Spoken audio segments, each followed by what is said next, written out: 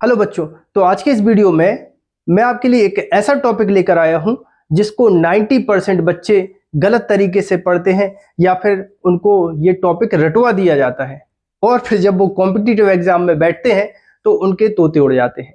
तो आप वीडियो को पूरा देखिएगा और कमेंट बॉक्स में लास्ट में कमेंट करके जरूर बताइएगा कि जब आपने ये टॉपिक पहले पढ़ा था तब आपको ज्यादा समझ में आया कि आज ज्यादा समझ में आया। और जो बच्चे पहली बार देख रहे हैं तो उनकी तो बल्ले बल्ले होने वाली है। तो फिर बच्चों देर किस बात की है, जल्दी से कॉपी पेन निकालिएगा और हेडिंग लगाइएगा, एक समान विद्युत क्षेत्र में रखे वैद्युत द्विध्रुव को घुमाने में संपन्न कार्य। इसके पहले मैंने एक डेरिवेशन कराया था कि देखिए जैसे एक समान विद्युत क्षेत्र है, ये एक समान एक विद्युत क्षेत्र है।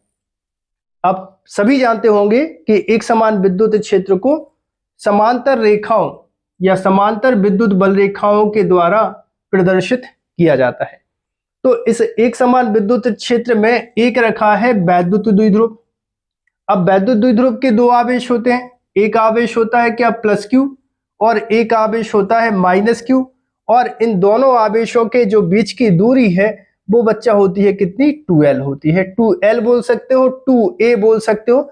एनसीईआरटी में 2a लिखा है तो अपन 2a लिखकर चलते हैं। और ये जो वैद्युत द्विध्रुव है वो एक समान विद्युत क्षेत्र के साथ थीटा कोण बनाते हुए रखा है।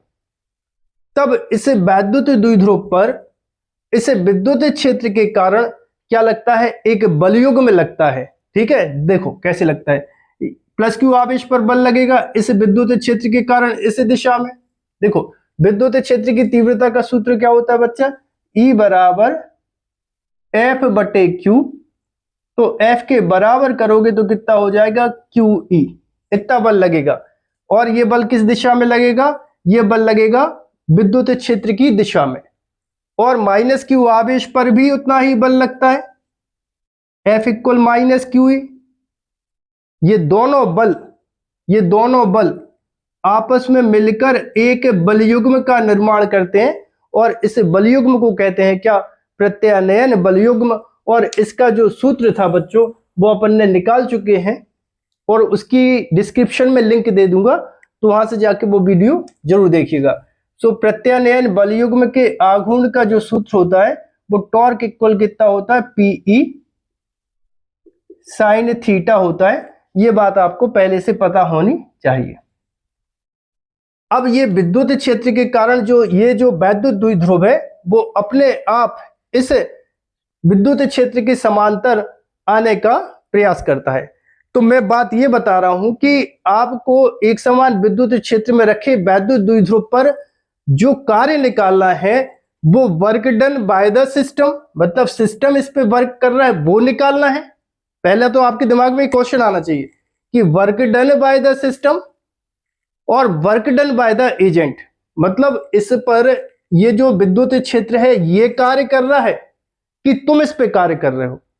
कौन सा कार्य निकालना है, ये कभी आपने सोचा है कौन सा कार्य निकालना है आपको? तो पहले हम निकाल दे रहे हैं work done by the agent, मतलब हमें इस पे कितना वर्क करना पड़ेगा ये अपन को निकालना है। देखो ये विद्युत क्षेत्र इसको तो वैसे ही समांतर है, विद्युत क्षेत्र के समांतर लाने की कोशिश कर रहा है और तब तक ये इसको रोटेट करेगा। कब तक रोटेट करेगा, जब तक कि ये वैद्युत द्विध्रुव स्थायी संतुलन की स्थिति में नहीं आ जाता। भाई जैसे ये पेन है इसको अपन एक रबड़ में फंसा के घुमाते जाए घुमाते जाए घुमाते जाए फिर छोड़ दें तो ये अपने आप घूमकर वापस अपनी इनिशियल पोजीशन में आ जाएगा कि नहीं। तो उसी प्रकार से ये जो वैद्युत द्विध्रुव है ये किसके समांतर आने की कोशिश कर रहा है, विद्युत क्षेत्र के समांतर आने की कोशिश कर रहा है। तो समझ लो कि ये जो विद्युत क्षेत्र है इस वैद्युत द्विध्रुव को ये क्षेत्र के समांतर ले आया। यहाँ पे है क्या, कौन सा आवेश है, ये प्लस क्यू है और यहाँ पे क्या है, ये माइनस क्यू है और यहाँ पर ये थीटा बराबर 0 डिग्री पर लेकर आ गया। अब अपन को कार्य करना है, ये तो अभी किसने काम किया था, work done by the system, वो तो भी हम निकाल के आपको बताएंगे। पहले अपन निकालते हैं कि work done by the agent, मतलब हम इस पे कितना वर्क करेंगे वो निकालना है। तो बेटा वर्क का फॉर्मूला जो होता है वो कितना होता है, वर्क बराबर मतलब कार्य बराबर बल गुणित होता है, तो बल तो है नहीं यहाँ पे, बल की जगह यहाँ पे क्या ले रहे हैं अपन, रोटेशनल मोशन में टॉर्क लेके चलते हैं, तो टॉर्क तो यहाँ पे आ जाएगा टॉर्क और इनटू क्या, विस्थापन। तो यहाँ पे कौन सा विस्थापन, कोणीय विस्थापन, तो आ जाएगा कितना, डी थीटा। कार्य बराबर क्या होता है, कार्य बराबर होता है बल गुणित विस्थापन, ये होता है रेखीय गति के लिए।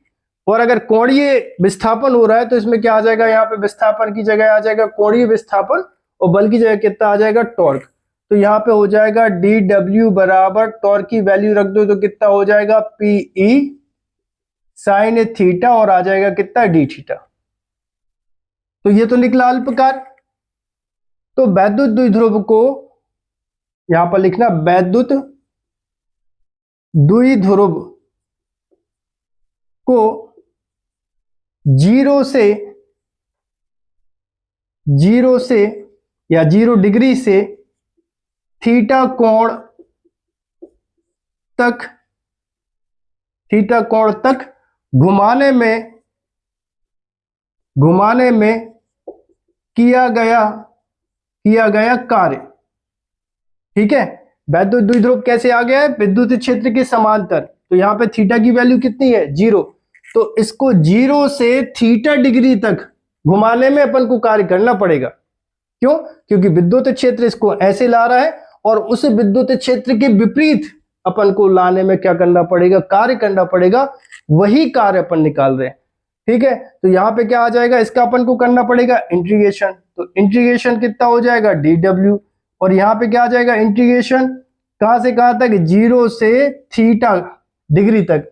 तो यहाँ पे कितना आ जाएगा, पी ई, फिर कितना आ जाएगा साइन थीटा और आ जाएगा डी थीटा। डी एक्स का क्या होता है, इंटीग्रेशन आपको पता होगा, इंटीग्रेशन डी एक्स का क्या होता है, एक्स। तो डी डब्ल्यू का कितना हो जाएगा, डब्ल्यू, और यहाँ पे क्या हो जाएगा, यहाँ पर पी कांस्टेंट है तो बाहर रखो, तो यहाँ पे आ जाएगा पी बाहर, यहाँ पे इंटीग्रेशन 0 टू थीटा और यहाँ पे आ जाएगा कितना, साइन थीटा और डी थीटा। क्लियर है, ओके। थोड़ी सी यहाँ जगह बना लो, तब ये हो जाएगा W इक्वल पी ई, और यहां पे integration sine x D x, ये वाला formula, integration sine x D x equal कितना होता है, माइनस कॉस एक्स। तो यहां पे कितना हो जाएगा, ब्रैकेट लगा दो और यहां पे लिख दो माइनस कॉस थीटा, एक्स की जगह क्या है, थीटा, तो माइनस कॉस थीटा, और लिमिट कितनी आ जाएगी इसकी, 0 टू थीटा। तो W इक्वल आ जाएगा ये P E bracket minus cos theta, upper limit रखोगे माइनस कॉस थीटा, फिर लोअर लिमिट रखोगे तो कितना आ जाएगा, माइनस, और ये माइनस कितना हो जाएगा, प्लस, क्योंकि दो लिमिट के बीच में क्या आता है, माइनस। बात समझो जरा, अगर यहाँ पे ये माइनस नहीं होता तो यहाँ पे क्या लगाते, minus cos theta, cos 0, limit क्या है 0, तो कॉस 0 पहले से क्या है, माइनस है, तो ये माइनस हो जाएगा प्लस प्लस। तो ये कितना बन जाएगा, W equal P E bracket minus cos theta plus cos 0 की वैल्यू क्या होती है, 1। ठीक है, बात समझ में आ रही है, ओके।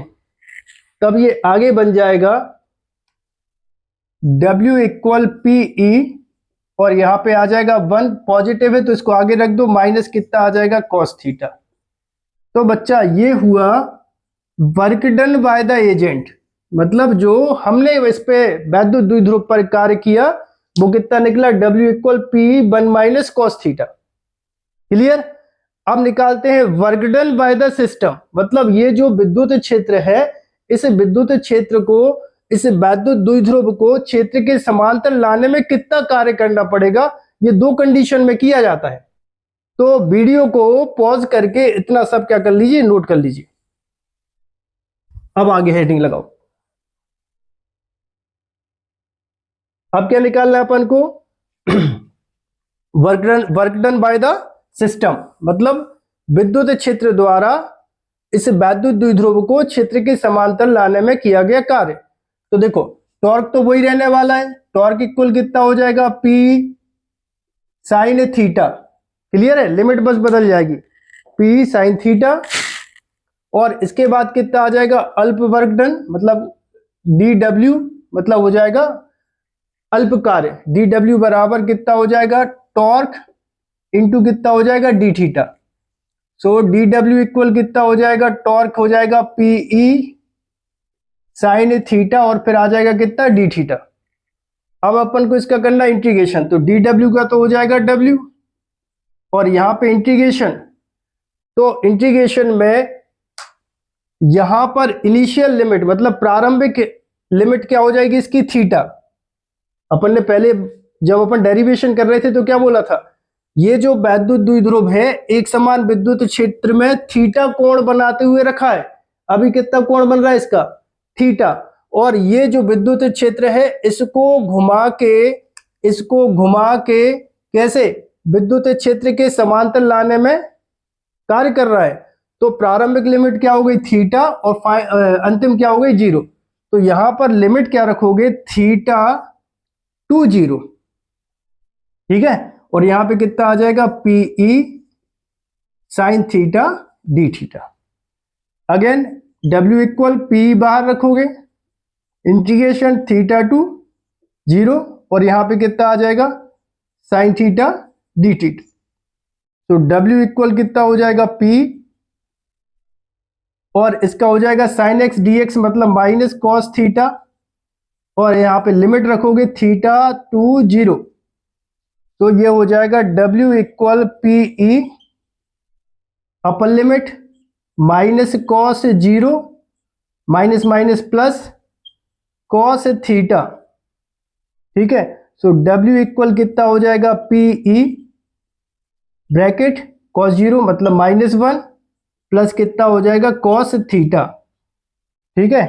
तो फाइनल आंसर आ जाएगा W equal Pe bracket cos theta -1, ठीक है। सो ये क्या निकला, ये निकला कि विद्युत क्षेत्र इस वैद्युत द्विध्रुव पर कितना कार्य करेगा, ठीक है। तो आप कमेंट बॉक्स में कमेंट करके बताओ क्या आपने ये डेरिवेशन दोनों कंडीशन में किया था क्या, कमेंट करके बताना, ठीक है। आई होप आप सभी को वीडियो पसंद आया होगा, और यदि आप सभी को वीडियो पसंद आया हो तो चैनल को सब्सक्राइब करें, वीडियो को लाइक करें और वीडियो को अपने दोस्तों के साथ शेयर करें। मिलते हैं बच्चों अगले वीडियो में।